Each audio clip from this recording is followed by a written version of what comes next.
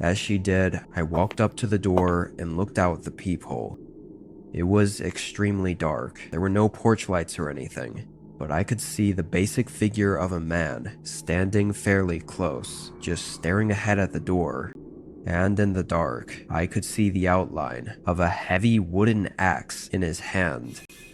I felt my eyes widen and nerves spiking. Everything rushed through my mind. I tried to think of any reason this wasn't what it looked like. Like maybe he needed help, or was lost, or I don't know. Nothing seemed to explain this as being anything but bad. The man banged on the door several more times as my mom was on the phone with an operator. They never spoke though, stating any excuse for them being here. They just aggressively knocked on the door.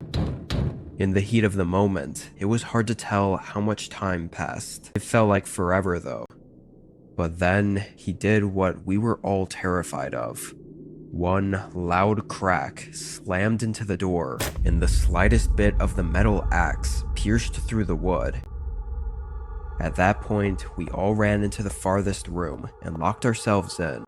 We heard more hits against the door, but only 4 or 5 before they stopped.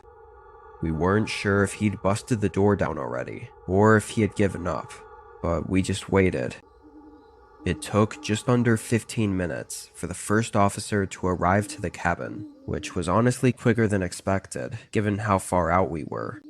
The front door had several large gashes in it, but there were no signs of the man having gotten in. There were also no signs of where the man went. It's just assumed that he walked back out into the forest. The running theory is the guy was out in the forest when he saw my campfire from all the way out there, luring him to the cabin.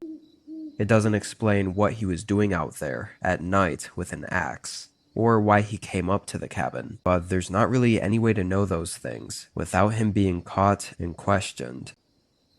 We obviously didn't stay there any longer. In case you were wondering, we didn't end up moving there either.